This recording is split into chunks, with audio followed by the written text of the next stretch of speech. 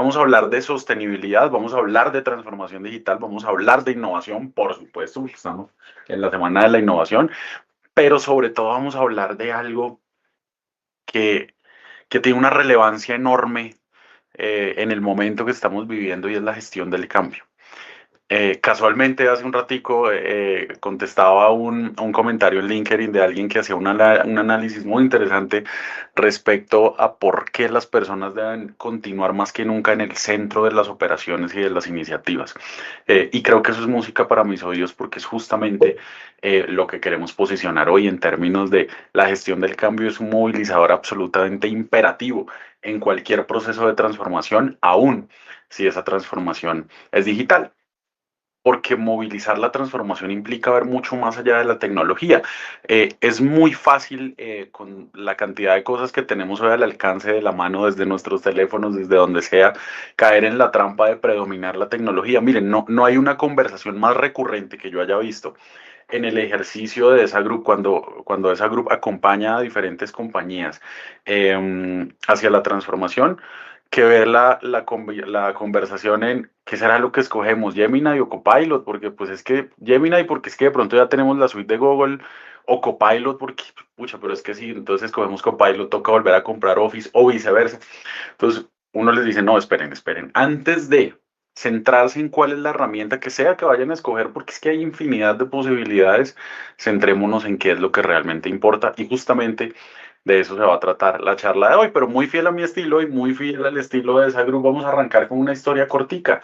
Target es una cadena muy importante en Estados Unidos, un competidor grandísimo de Walmart, que además tiene dentro de sí un plus enorme y es que ellos hacen una alianza o tienen un tema permanente con CVS Pharmacy. De hecho, la última vez que visité un Target quedé un poquito preocupado porque vi tanta gente comprando medicamentos que dije, Dios mío, estamos muy, o sea, estamos muy mal, o porque de verdad lo estamos o porque nos lo inventamos. Claro, sale más económico cuando uno viaja y lo hace, pero eh, pues definitivamente una cantidad enorme de personas comprando todo lo que ustedes no se imaginan en esa zona de farmacia. Pero el cuento de Target va a que en el 2013 Target dice, oiga, nos vamos a expandir y nos vamos a transformar. Nos vamos un poquito más al norte, nos vamos para el país de la hoja de Maple, nos vamos para Canadá. Y el primer racional acá es que si uno escucha a Target decir algo como eso, pues uno definitivamente le cree, ¿cierto? Es decir, imagínense marcas o grandes superficies o supermercados de de grandes cadenas en cada uno de los países desde los que nos escuchan, que dicen, oiga, nos vamos a expandir. Pues siendo una marca tan robusta, es fácil creer que eso es realidad. Y no solo dicen nos vamos a expandir, sino que hacen una promesa de valor, 133 tiendas en 22 meses. Nuevamente, una apuesta muy retadora, muy desafiante desde cualquier punto de vista, pero que genera confianza al lector, al inversor, al usuario, a todos, pues porque nuevamente lo dice una marca que es muy robusta. Pues seguramente no sería historia si no hubiese salido tan mal, porque hoy estamos hablando de transformación y gestión del cambio. Pues un par de años después dicen definitivamente nos toca irnos, no solo nos toca irnos de Canadá, sino que nos vamos con $2.000 millones menos en la caja. Y definitivamente renunciamos a la expansión, al menos hasta ese momento. ¿Y qué fue lo que pasó? En general, pues digamos lo que se menciona en cuanto a lo que pasó con Target en ese momento son muchas cosas, pero en general lo principal y muchos de los análisis, porque es un caso que siempre me ha llamado muchísimo la atención, he hecho fue la ausencia de un proceso juicioso de gestión de cambio. No por ser una marca grande, no por tener un proceso estandarizado en otro lugar, no por tener un recurso humano en un lugar específico robusto, eso me garantiza que las cosas van a pasar orgánicamente cuando lo lleve a otro lugar. No por adquirir una herramienta tecnológica muy famosa que otros han usado, que utilizan empresas grandes, que vale un montón de dinero, que significa una gran inversión, eso no significa que orgánicamente el cambio va a ocurrir en la gente. Entonces, justamente de eso vamos a conversar el día de hoy. Bueno, este soy yo, muy rápidamente contarles. Durante casi toda mi carrera y digamos que me entrené y trabajé durante muchos años en el Grupo Bolívar, un holding empresarial muy grande acá en Colombia, y me retiré hace un tiempo con la visión justamente de formar esa Group Colombia, donde creemos ciegamente en que la sostenibilidad es la que lidera el cambio. Y bueno, con algunas certificaciones por ahí que les contaremos que apoyan todo lo que vamos a contar hoy. ¿Qué hacemos en esa group? Muy rápidamente, poniendo la innovación en el centro y co-creando desde ahí con nuestros clientes, con aliados, con las personas que se suman a diferentes iniciativas, porque creemos también ciegamente que esto se construye en comunidad, pues tanto así que por eso soy un fiel creyente y tengo la camiseta puesta de la Semana de la Innovación siempre, porque esto se construye entre todos. Formulamos soluciones para líderes, soluciones sostenibles para las compañías y gestionamos el cambio de los proyectos que tienen. Y yo suelo hacer en toda intervención una promesa de valor. Con eso al final ustedes me pueden decir, oiga, Alejandro no se incumplió definitivamente, no hablo de lo que era. O me pueden decir que sí.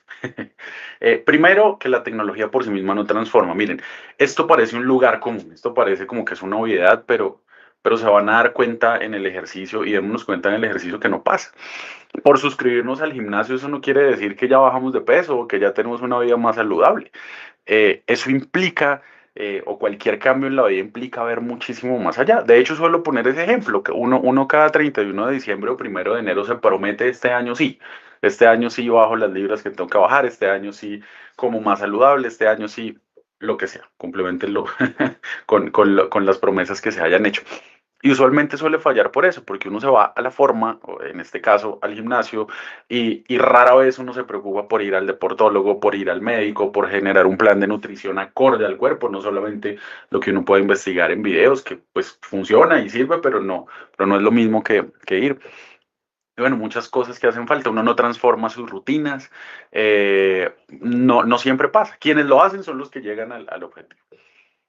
Segundo, que la sostenibilidad definitivamente es acción. Esto no es solo discurso, no porque haya unos temas materiales, sino porque haya unos objetivos de sostenibilidad declarados y un reporte lindísimo, súper bien diseñado y con muchas hojas cada año. Eso quiere decir que somos sostenibles o que la sostenibilidad está en el ADN de cada persona de la compañía o de cada persona que obedece de alguna manera esa visión.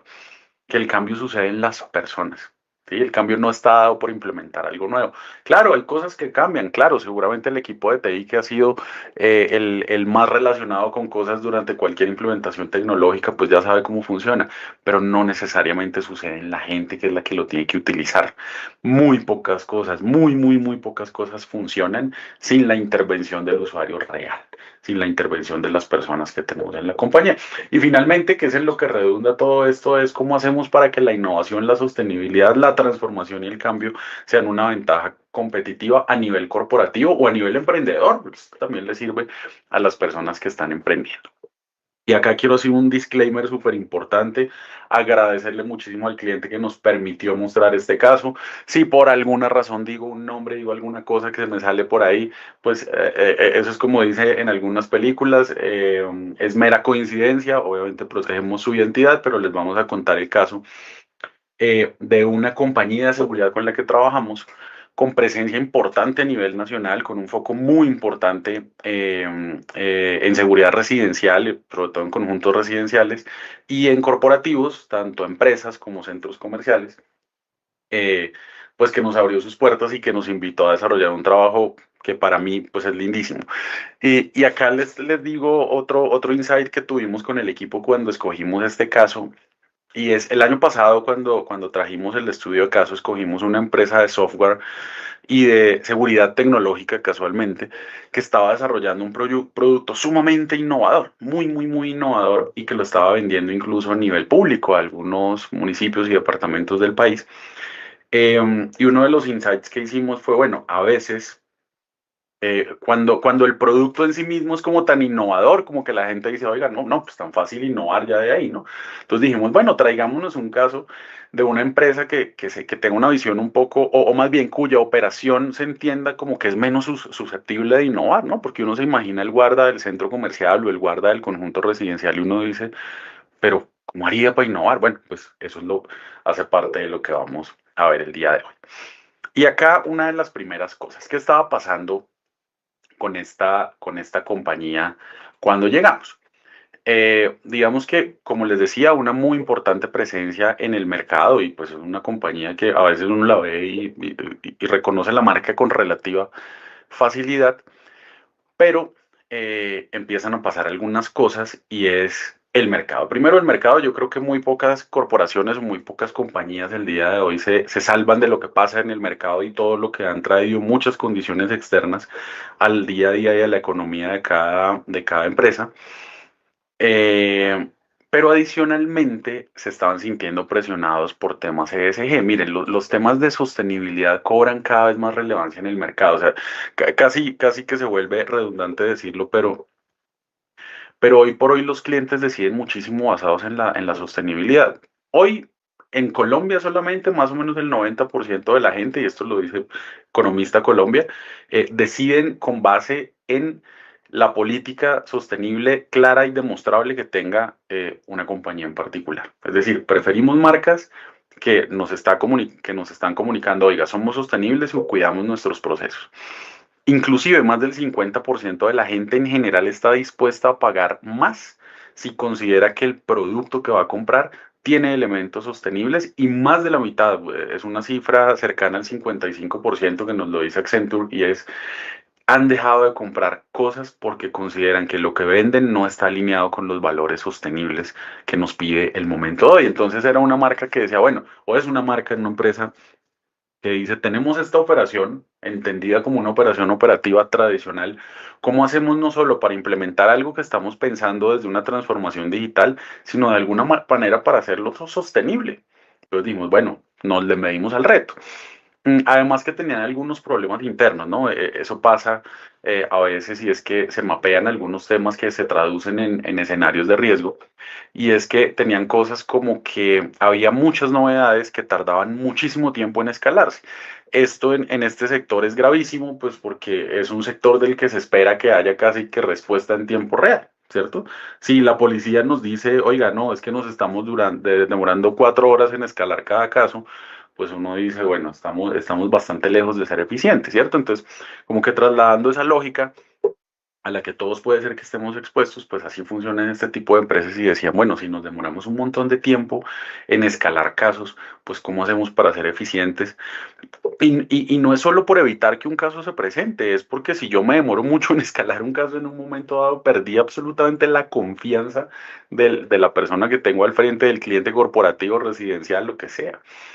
Además, una altísima rotación. Este es un tema que golpea mucho a este sector y claramente resistencia al cambio. Claramente resistencia al cambio, que es un poco lo que pues justifica todo el esfuerzo que se hizo. Y además que hay unos riesgos reales ahí, que las cosas no solo se pierden de pronto por una falta real de talento, digamos, sino porque a veces seguimos operando con una lógica que no es la lógica que tenemos que tener en el día de hoy. Y no es simplemente, como les decía, llenarnos de nuevos sistemas o de nuevas herramientas, sino entender qué es lo que va a pasar.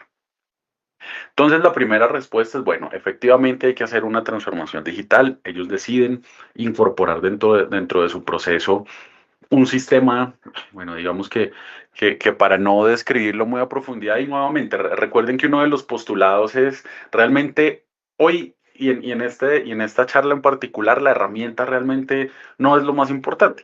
Pero digamos que la herramienta tenía un componente de reportes en tiempo real, de activar sistemas de notificaciones en tiempo real, de evitar llenar una minuta que el guarda se demoraba muchísimo tiempo en hacerla y mientras lo hacía cuando pasaba algo tenía que descuidar otra cantidad de cosas y apoyarse en fotos y en agentes de IA internos para facilitar ese tipo de cosas. Entonces, digamos que de ahí partimos.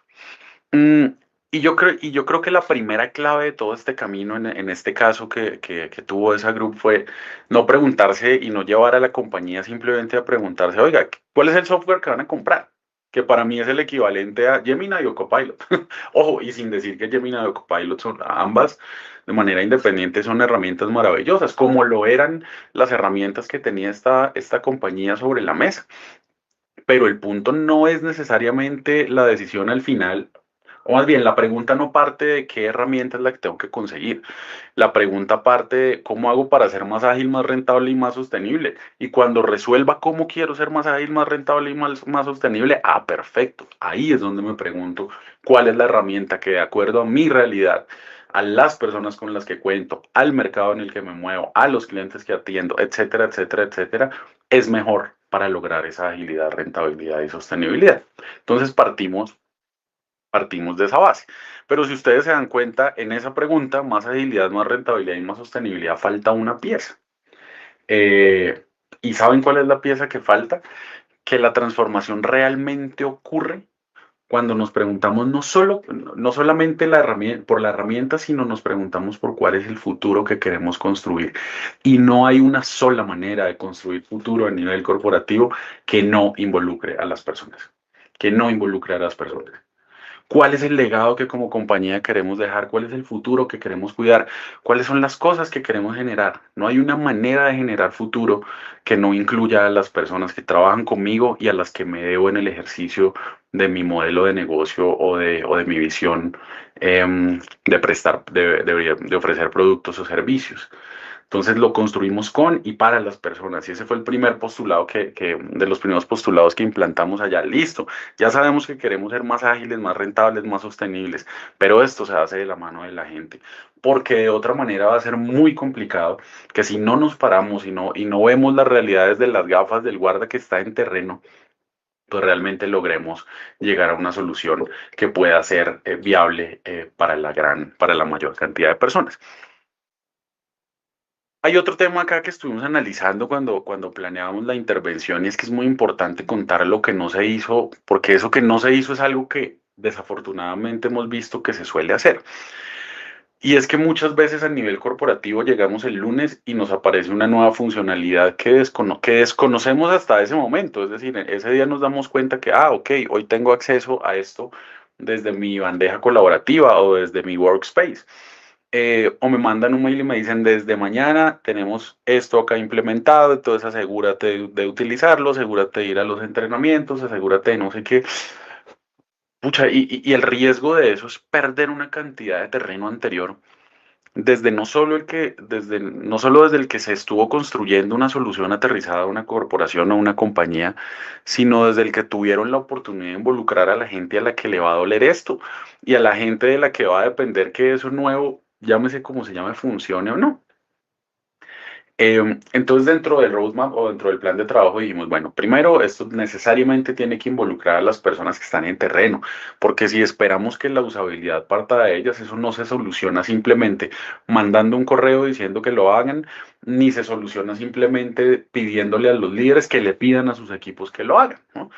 Son importantes, son cosas que en el camino hay que hacer, pero no son las únicas y definitivamente no van a asegurar el cambio, porque como les decía, el cambio no es orgánico. El cambio implica enamorarme de la solución y no hay nada que me enamore más de cualquier solución que participar en ella, porque cuando yo me siento dueño, cuando yo me siento responsable, cuando yo me siento partícipe de cualquier cosa que se trace, eso cambia muchísimo la visión.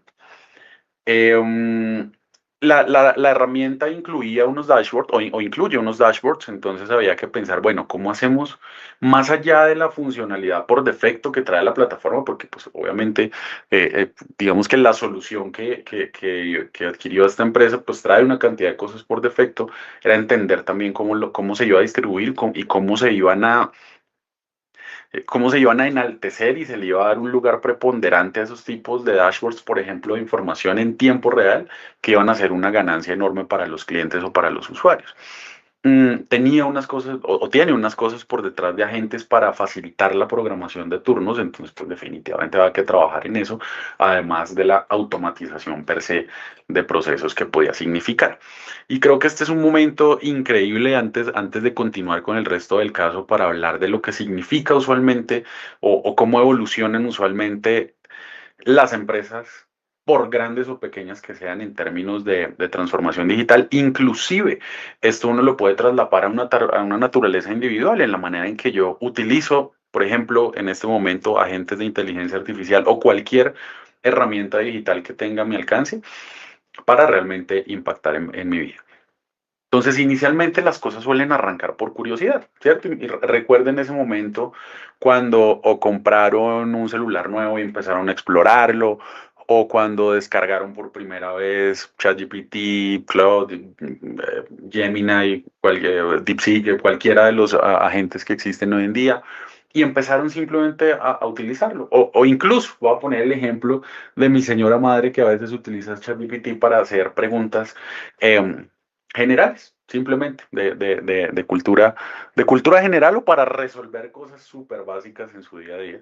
Eso es curiosidad, es un momento en el que estoy simplemente explorando pues lo que puedo hacer y el potencial que puedo tener. Lo mismo pasa en las compañías. A veces o la compañía como compañía es curiosa en términos de, oiga, qué oportunidades podemos generar o tiene gente que lo es. Y esos son nuestros famosos early adopters o champions cuando de cambio se trata. La segunda etapa es el uso individual. Y esta tiene un asterisco porque es en general el estadio en el que muchas de las compañías hoy en el país están. Un uso individual en términos de que, bueno, ya hay una organización un poquitico mayor en términos de, bueno, esta es la herramienta corporativa. O cuando yo digo en mi día a día, bueno, yo tengo a ChatGPT, hasta le pongo nombre y lo utilizo en el día a día para casos individuales. De hecho, curiosamente, hace algunas semanas que conversaba con un amigo y me decía, me fui de viaje se fue, bueno, no sé, a algún lugar en el centro de Colombia y en su viaje se varó. Entonces le tocó recurrir a un mecánico del lugar que no era su mecánico de confianza. Entonces, en la medida que el mecánico le contaba lo que desde su visión veía que tocaba hacerle al carro, mi amigo le iba preguntando a ChatGPT, venga, mi carro tiene estas alertas, está mandando estos testigos y el mecánico me dice esto, dígame si eso tiene sentido. Y de alguna manera volvió a ChatGPT un validador de, oiga, bueno, de pronto sí hay una alta probabilidad de que me estén diciendo la verdad en cuanto al caso que pasa con mi carro. Entonces, eso es el uso individual, ya se vuelve parte de alguna manera para tareas que yo decido y que desde mi perspectiva individual rentan o generan mayor valor. El tercer estadio es cuando uno llega a casos de uso por proceso, es decir, yo ya digo, oiga, yo voy a instalar esto en mi compañía porque necesito que de ahora en adelante esto que antes hacíamos así, ahora lo vamos a hacer así. Ahí ya tengo un caso de uso lo suficientemente detallado donde voy a estar seguro que lo que sea que hagamos desde ese nuevo proceso me va a ahorrar el tiempo o me va a cumplir los objetivos pues que yo quiero que se cumplan. Por supuesto, ya después se pasa a una integración organizacional donde uno dice, oiga, ya realmente, ya ni siquiera es necesario crear casos de usos específicos por áreas específicas, sino ya está tan integrado que la gente piensa todo el tiempo cómo hacemos para utilizar esta herramienta o esta gente en función de y ya la automatización inteligente es cuando incluso hay muchos procesos eh, automatizados, valga la redundancia, a partir de ahí. Entonces, esto se los cuento ¿por qué? Porque para esta compañía del caso de estudio que estamos presentando hoy, fue muy importante entenderlo, fue muy importante cómo pasábamos de la simple curiosidad o el uso individual a por lo menos llegar a casos de uso. Porque esta es otra cosa en la que uno no puede dar saltos cuánticos, ¿no? Es decir, por nosotros, pues, lleguemos de inmediato a la automatización inteligente. Pero pues como estamos frente a algo absolutamente nuevo, donde dependemos de la gente para su éxito, gente que en muchos casos no tiene un bagaje o un background digital, digamos, amplio para confiar en que todo va a funcionar tal y como se trace, pues definitivamente el camino era vámonos a armar casos de uso. ¿Y cómo hicimos todo eso? Pues definitivamente gracias al camino de la innovación. Y está en la foto el camino de Santiago porque finalmente para mí eso es lo que transmite la posibilidad siempre de trabajar desde innovación o desde metodología de innovación. Es un universo de posibilidades al frente donde, claro, hay que esforzarse. No hay manera de hacerlo de otro modo. Pero lo que se disfruta el camino y lo que se siente cuando se llega a la meta es una cosa indescriptible. Entonces, ¿cómo lo logramos? Gracias a ese camino. ¿Qué fue lo primero que hicimos? Pues identificar claramente el problema. Yo ya di algún spoiler al inicio de la conversación mencionando que ellos tenían tres problemas principales: agilidad, rentabilidad y sostenibilidad. E incluso decidimos traer acá unos ejemplos de cómo lo explicábamos a la gente. Yo sé que acá hay muchas personas absolutamente expertas en innovación, pero también sé que hay otras tantas que de pronto lo hacen por curiosidad o porque les llama la atención el tema. Entonces me voy a tomar solo unos minutos para explicarlo de esa manera. Y me acuerdo que les decíamos cuando hablábamos del problema, imagínense a los hermanos Wright cuando crean el avión y dictan los principios de la aviación moderna. Durante muchos años el ser humano se ha preguntado cómo hacemos para imitar el vuelo de las aves, ¿cierto? Entonces hay hasta mitos y leyendas, la leyenda de Ícaro y demás, donde se creaban trajes con plumas, alas de madera, prototipos de diferentes cosas, a ver cómo hacíamos los seres humanos para imitar el vuelo de las aves. Pero una historia que a mí me llega al alma y me hace mucho sentido. Alguna vez leí que el gran secreto de los hermanos Wright fue, no es que no debemos preguntarnos cómo hacemos para volar como las aves, tenemos que preguntarnos cómo hacemos para volar como seres humanos. Para entender desde nuestra realidad y desde nuestra singularidad y nuestras posibilidades reales, qué es lo que tenemos que resolver y a dónde tenemos que llegar. Eso es identificar un problema. ¿Mm? En últimas, digamos que sigue teniendo que ver con la posibilidad o no de volar. Pero cuando yo le doy un enfoque desde tengo que parecerme a las aves, tengo que partir desde mi realidad para así resolver el problema, el dimensionamiento es completamente diferente. Completamente diferente. De hecho, esto es más una frase coloquial que otra cosa. Se dice por ahí que cuando uno tiene muy claro el problema, ya tiene casi el 50% resuelto. Y como seres humanos es muy fácil casi siempre pensar en la solución antes de pensar en el problema. Entonces, tenemos este reto de ser más sostenibles. ¿Cómo así? ¿Qué plataforma adquirimos? No, espere, antes de irse a la plataforma, entienda qué es lo que le está generando no ser más sostenible. Está perdiendo clientes, qué es lo que está pasando. Y cuando entienda qué es lo que está pasando, pues ahí nos sentamos a pensar cuáles son las soluciones.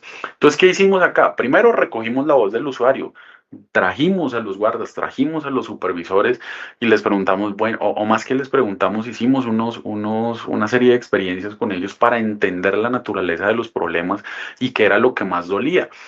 Porque cuando uno entiende qué es lo que más duele, entiende a dónde, cómo es que apunta con mira telescópica el problema desde la solución que va a implementar.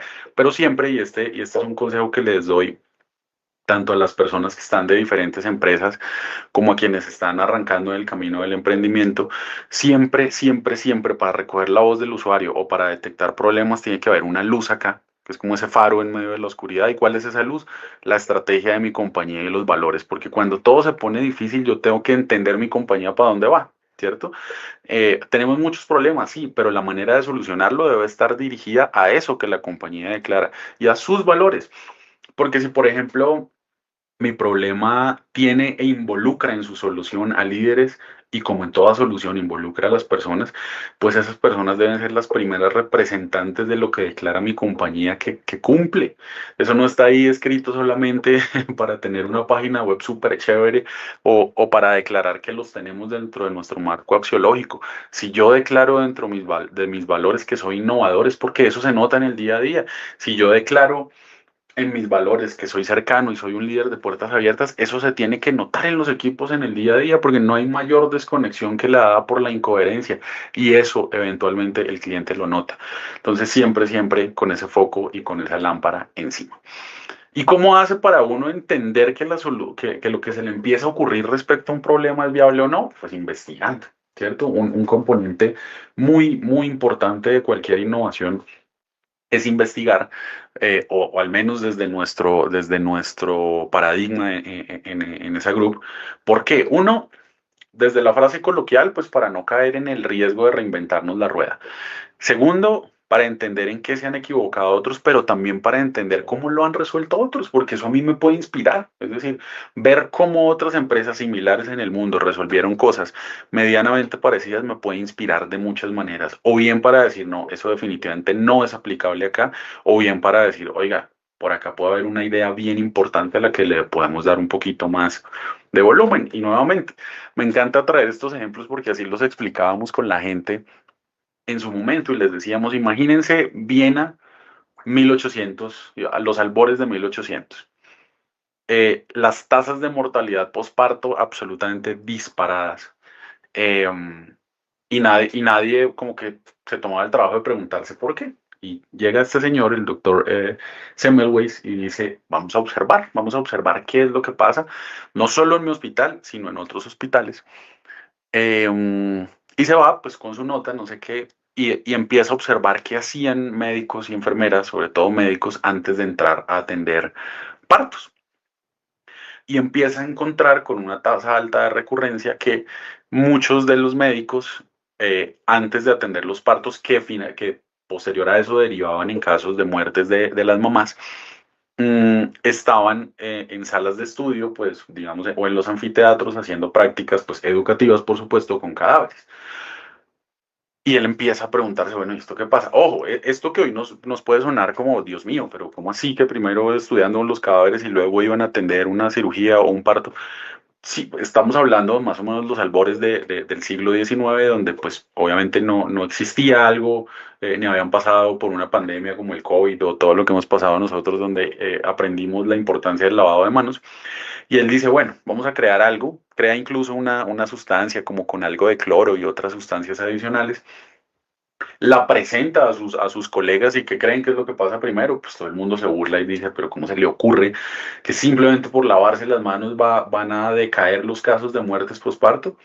Bueno, pues él sigue insistiendo, logra que se utilice y que creen, pues cae dramáticamente. ¿Y cómo lo logró? Investigando, observando, viendo lo que pasaba en la realidad, mirando hacia afuera, mirando y tomándose el trabajo de entender cuál era el paso a paso hasta llegar a algo, porque a veces las cosas no son tan obvias como parecen en un momento dado. Es muy usual cuando nosotros abordamos un problema de índole personal, familiar o corporativo, que nos fijamos en el síntoma y no necesariamente en la causa raíz.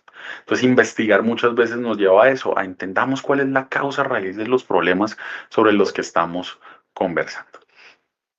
Así que hicimos eso. Pues nos fuimos a investigar cómo otras empresas en la región o en el mundo habían desarrollado soluciones similares o algunas las habían desarrollado propias, las que son gigantes a nivel mundial, otras las habían adquirido y habían adecuado algunas cosas. Eso sí, tratando de hacer dos cosas. La primera, como lo dice la diapositiva, sin despegar los pies de la tierra, es decir, entendiendo que, y ya les voy a dar un ejemplo de esto, que por buena que parezca una solución, a veces, claro, hay que darle volumen hasta que se pueda, pero también hasta que la realidad lo permita, porque pues sí, puede haber muchísimas soluciones en el mercado, pero que simplemente por presupuesto, por realidad, por mercado, por lo que sea, son absolutamente inviables de aplicar en ese momento. Eso tal vez no se sabe en el momento de la investigación, en el momento de la investigación hay que abrirle la puerta a las cosas, pero es algo que no hay que perder de vista y no es despegar los pies de la tierra, porque literalmente no se puede hacer cualquier cosa siempre. Entonces, siempre con los pies de la tierra en estos escenarios de investigación y entendiendo también otros en qué se han equivocado y cuáles son esos aciertos que han tenido. Y nos fuimos a la ideación y nuevamente la ideación, ¿cómo la hicimos? Pues de la mano de los principales protagonistas en terreno, nuestros guardas y nuestros supervisores. Y acá un caso que a mí personalmente me fascina. Ellos, los que aparecen en la foto, son los tres astronautas que viajaban en el Apolo 13. Incluso por allá hay una película muy famosa, como de finales de los 90, que cuenta la historia. Ellos son James Lovell, Jack Swigert y Fred Hayes. Y Fred Hayes, ¿qué pasa? Ellos van más o menos en su segundo día de misión hacia la Luna, a propósito de la misión hace algunos días del Artemis 2. Van en la misión y más o menos al segundo día algo pasa dentro de la nave principal, se daña el filtro de oxígeno, aumenta el suministro de CO2, de dióxido de carbono, y ellos deben pasarse al módulo lunar básicamente para seguir respirando, pero pues el módulo lunar es algo que estaba diseñado máximo para dos personas, entonces ellos tienen que acomodarse ahí. Dato curioso, del Apolo 13, perdón, viene la frase que muchos conocemos por películas y es: Houston, tenemos un problema. Houston, we have a problem. Mm, entonces ellos se contactan con la Tierra y después de muchas deliberaciones, porque uno dice, bueno, ¿y qué puedo hacer? O sea, listo, coja el filtro del módulo lunar y páselo al otro. No, pues resulta que no encajaban. Entonces, aprendizaje también para la NASA de ahí en adelante, las cosas tienen que ser estándar, en la enorme medida de lo posible. ¿Qué hacemos? ¿Les podemos mandar un FedEx, un Rappi, alguna cosa? No, pues definitivamente no se puede porque literalmente están en el espacio exterior. Entonces, alguien en tierra, bueno, esto obviamente también hace parte un poco de la tradición oral, pero es la manera en que lo contábamos para, para conectar. Alguien en tierra dice, háganme un inventario de lo que hay en la nave, pues en el transbordador, ¿no? Entonces hay filtros de café, hay pitillos, hay servilletas, hay vasos, no sé.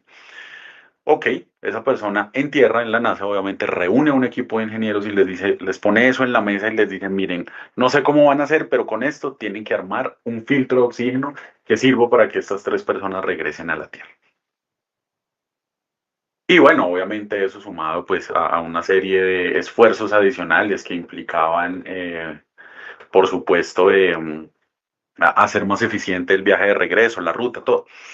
Pero más allá de la historia, digamos, particular y lo curiosa que pueda sonar, lo que siempre movilizamos con esta historia es, deje de preguntar, no se pregunte tanto qué necesita porque en el universo de las posibilidades hay N cosas. Porque a veces uno desde la empresa, desde el emprendimiento, desde cualquier lugar en el que esté, tiene el enorme riesgo de quedarse preguntándose o diciéndose, es que si tuviéramos tal cosa, es que si acá pasara esto otro, es que si tuviéramos el presupuesto para, es que si invirtieran en esto. No, no, no, no, no, no, no. Hay que superar a ratos ese discurso y preguntarnos, venga, no se preocupe por lo que no tiene porque no lo tiene y de aquí a que lo consiga puede pasar desde una hora hasta días o meses o nunca. Preocúpese por utilizar lo que tiene de manera diferente. Sabemos y sabíamos en este caso de esta empresa, tenemos un recurso humano absolutamente formado, capacitado, muy bueno. Eh, digamos que, bueno, por supuesto siempre hay variaciones en la norma, pero en general con una bondad y con una capacidad enorme, ¿cómo hacemos para utilizar a ese recurso que está en terreno, a esos líderes que tenemos en las oficinas, a esas personas que están en torno a una operación, que saben cómo cuidar a los clientes, que saben cómo lidiar con casos particulares, cómo hacemos para aprovechar esa capacidad de manera distinta en pro de lo que estamos instalando, que es la solución pues que vamos a hacer? Y es un poco el insight en esta parte, ¿no? A veces nos quedamos mucho en el, ¿qué es eso que no tenemos? No, pues lo que no tenemos efectivamente, al menos en ese momento, no lo tenemos. ¿Qué hacemos para resolver las cosas de manera distinta? Creemos ciegamente que ahí está el secreto de la recursividad. Así que, ¿qué hicimos? Pues formulamos juntos alternativas de solución. Lo sentamos y en unos espacios dirigidos los pusimos básicamente a prototipar y a decir, bueno, con todas estas posibilidades que nos ofrece esta solución, ¿qué hacemos para aprovecharlas de la mejor manera en función de los problemas que queremos resolver? Eso sí, y así como les decía hace un rato, con los valores y la estrategia de la compañía acá iluminándonos por un lado, en el otro estaba el cliente ahí puesto en la mitad, entendiendo que todos y cada uno de los que pertenecemos en ese momento a esa compañía o quienes trabajamos en ese momento, así fuese desde una mirada externa de esa compañía, nos debíamos a que el cliente tuviera la mejor experiencia y los mejores resultados en todo momento. ¿Mm? Y nos lanzamos a prototipar, básicamente, y nuevamente, como explicábamos el tema del prototipo, a mí me encanta todo esto porque quienes de pronto no están tan expuestos usualmente a temas de innovación se pueden llevar insights importantes. Y les decíamos, oiga, hace algunos años, por allá en San Francisco, un par de amigos estaban como cortos de efectivo, por así decirlo. Se llaman Brian Chesky y Joe Gebbia. Y necesitaban dinero urgente, tenían que pagar la renta, no había manera de cubrirla. Y entonces ellos se enteran que por esos días en San Francisco hay una conferencia grande, va a haber una conferencia grande en la ciudad. Y dicen, oiga, pues nosotros sabemos ahí como un poquito de diseño. Me imagino que los hoteles deben estar súper llenos, no debe haber habitaciones y las que hay deben estar a precios astronómicos. ¿Qué tal si ponemos en renta uno de los espacios de nuestro apartamento? Mm, ¿Y qué es lo que hacen? Simplemente arman un prototipo, o sea, inflan unos colchones de aire, toman unas fotos, pues que para ellos eran como chéveres, como bonitas, y crean una página web, cosa que si la gente buscaba les iba a salir el resultado, y además sumaban el desayuno, pues muy, muy, muy en línea con lo que usualmente hacen los hoteles. Y a esa idea le llamaron Airbed and Breakfast. ¿Les suena algo conocido ese Airbed and Breakfast? Esa idea tan sencilla de, oiga, cómo nos levantamos lo del arriendo dio origen a lo que hoy conocemos como Airbnb, donde nuevamente el problema no es, oiga, ¿cómo hacemos para competirle a los hoteles? ¿Cómo hacemos para tener una tarifa más baja que los hoteles? No, el problema de Airbnb siempre fue, cómo hacemos para utilizar espacios medianamente subaprovechados de mis propiedades en los que pueda eventualmente generar un ingreso extra. Entonces, con esa visión de prototipado les dijimos, bueno, validemos las cosas que estamos haciendo, eso sí, siempre cuidando el bolsillo de la compañía, pues porque no tenemos recursos ilimitados y gestionando el riesgo, porque más allá de cualquier solución innovadora, recuerden que uno de los grandes éxitos de este tipo de compañías es que nunca haya ningún siniestro o ningún incidente de seguridad, por así decirlo, y que cuando pasa, pues se sepa gestionar de la mejor manera, de la manera más rápida, eficiente, cuidando al cliente, cuidando el lugar y sobre todo cuidando toda la cadena. Y llegamos al tema de sostenibilidad, porque en todo este camino, en todo lo que prototipa la gente, en todo lo que habla la gente en estos espacios, pues empiezan a aparecer este tipo de, oiga, claro, estamos resolviéndolo, pero en el camino estamos generando unos impactos que son muy interesantes, que era un poco parte del problema inicial. Entonces, desde lo ambiental, ¿qué estamos haciendo? Primero, pues definitivamente hay unos ahorros en papel grandísimos, pero más allá de eso, porque eso suele pasar asociado a pues a muchas de las implementaciones que automatizan la gestión documental, hubo un tema de desplazamientos asociados a visitas que empezó a disminuir dramáticamente. Nosotros siempre que trazamos un proyecto, desde la óptica de gestión de cambio, le decimos al cliente, oiga, el éxito no es simplemente que usted lanzó y ya, o el éxito no es simplemente que el proyecto se hizo y ya. El éxito es que la gente lo utiliza y que eso le apunta a unos indicadores de negocio que usted tiene que medir, que yo como externo pues no tengo manera de medirlos porque no va a tener acceso a la data, pero que se los voy a dejar trazados porque usted al 90 días o 180 días después me cuente cómo le fue. Y efectivamente empezaron a contarnos ese tipo de cosas por ahí. Nos dimos cuenta que el proyecto estaba generando unos temas de inclusión digital maravillosos porque estaba dándole la posibilidad de aprender de estos temas a gente que usualmente no está expuesta y que usualmente puede no tener un nivel de formación, digamos, tan amplio como, como usualmente uno pensaría, que estaba apuntándole unos temas de bienestar al optimizar un tema de turnos y que adicionalmente al hacerlos partícipes del proyecto se estaba generando un escenario de pertenencia y de orgullo increíble. Y obviamente desde la perspectiva de gobernanza para completar la triada ESG, pues se le iba a generar al cliente un tema de trazabilidad buenísimo, que le iba a permitir tener una solución mucho más confiable. Acá un insight, miren, a veces uno se enamora mucho de sus objetivos de sostenibilidad, pero no hay objetivo o no hay declaración de sostenibilidad que aguante o que se vuelva linda, bonita o chévere cuando estoy caminándome el conjunto a las 2 de la mañana aguantando frío. No, no pasa. No hay sostenibilidad que sea atractiva en ese momento. Por eso si la gente no está involucrada y si la gente no hubiese estado involucrada, no había manera de que le creyeran a que además de facilitarles la vida, ellos estaban haciendo algo en pro del planeta y de la sociedad y de los clientes, por supuesto, porque el discurso a veces se queda en eso, discurso, no, hay unos valores muy chéveres en la página de internet, pero ¿cómo se viven esos valores cuando está lloviendo y yo tengo que hacer la ronda? Cuando pasa algo y tengo que salir corriendo a ver qué ocurrió. Cuando pasa algo y siento que incluso mi trabajo puede estar en riesgo porque tal que se me haya pasado algún procedimiento. Entonces con eso hay que tener siempre mucho cuidado y ahí el principal mensaje es tratar de aterrizar al máximo todo. A veces dejamos unos discursos muy elevados y por allá muchísimos miles de pies de altura y lo que necesita la gente es encontrarle sentido en su día a día. Y por eso es que la gestión de cambio se vuelve un movilizador imperativo, que es un poco el postulado principal de nuestra charla. Porque ¿qué hicimos desde metodología ADCAR? Escuchamos antes de implementar. Entendimos que la gente necesitaba conciencia, awareness para el cambio. Diseñamos la experiencia con ellos, enaltecimos el deseo, que es el segundo componente metodológico. Desde el conocimiento, la cara del knowledge, hicimos formaciones prácticas, por supuesto, porque eso se hizo en algún momento y fue enseñarle a la gente cómo manejar y cómo subir sus reportes y hacer lo que tenía que hacer. Se comunicó con transparencia y adicionalmente se midió la adopción en términos de empezar a generar escenarios de refuerzo, pues que generaran aún mayor apego a la solución.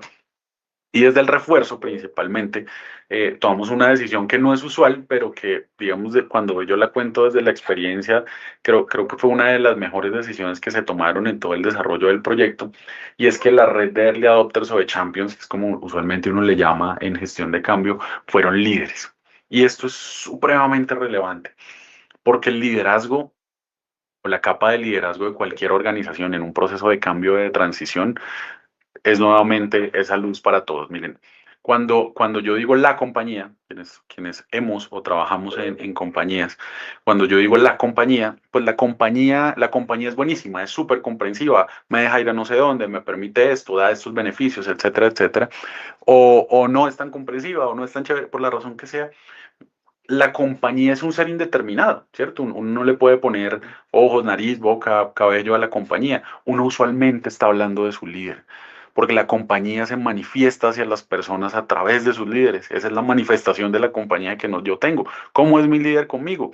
Es comprensivo, es el líder que yo desearía tener, hace que las cosas pasen, pero cuidándome en el camino, me da ejemplo de coherencia con esos valores y estrategia que declara mi compañía. Es el primero que tiene claro para dónde vamos, hace que yo sea mejor persona del día a día, etcétera, etcétera, etcétera.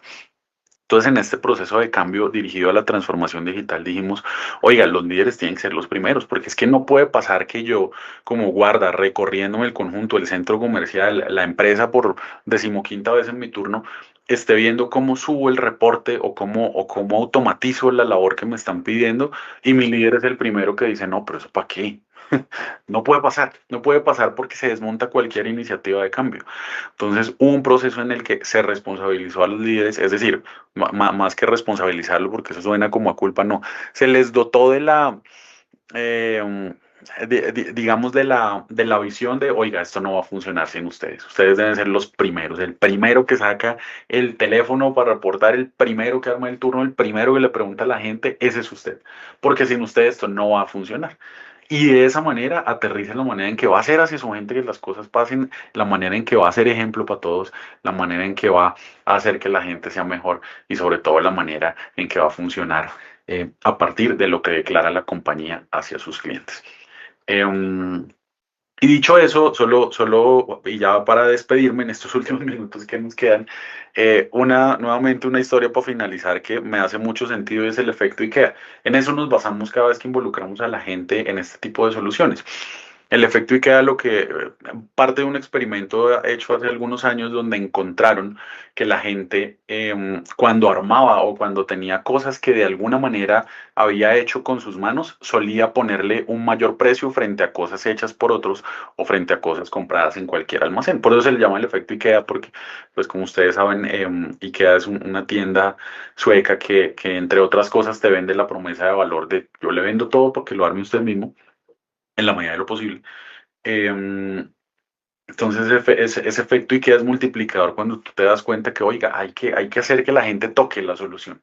La toque de alguna manera para que el día de mañana diga, ah, yo estuve ahí, yo participé, yo di mi idea, yo hice esto para hacer que eso pasase. Eh, Datos finales, simplemente con el ánimo de demostrar que todo funcionó. Efectivamente, pues estas fueron cosas que más o menos 6 meses después la gente de esa compañía nos contó. Efectivamente, iban en el camino de reducir el tiempo en reportes, por lo menos de la muestra piloto que escogieron, en el camino de reducir tiempos de respuesta. Llegaron casi a un 70% de adopción, que dada la naturaleza de la población y el corto tiempo en el que se midió fue un número muy importante. Disminuyó la rotación, digamos que ese es un indicador que señalo acá. No, no puedo decirles con completa seguridad que es algo responsabilidad de la solución, pero pues es un indicador que apareció justo ahí, entonces pues hay que pararle bolas. Bajaron el uso de papel, disminuyeron desplazamientos y van en el camino, esto todavía no está medido, pero van en el camino de seguir reteniendo clientes, participar en nuevas licitaciones y seguir abriendo cuentas. Y para despedirme, pues el futuro, como les decía, no pertenece a esas empresas que tienen más herramientas o más aplicaciones. Llenarse de muchas soluciones de orden tecnológico no significa necesariamente transformarse. El futuro le pertenece o a las personas o a los emprendedores o a las empresas, por ponerle el slash ahí, que mejor movilizan a la gente y la unen a su propósito. ¿Cuál es mi propósito de vida? Y trabajo en función de eso. ¿Cuál es mi propósito corporativo? Y trabajo en función de eso. Y monto en ese bus a los que haya que montar, porque así funciona. Porque como les decía hace un ratico, el futuro se construye con y para las personas.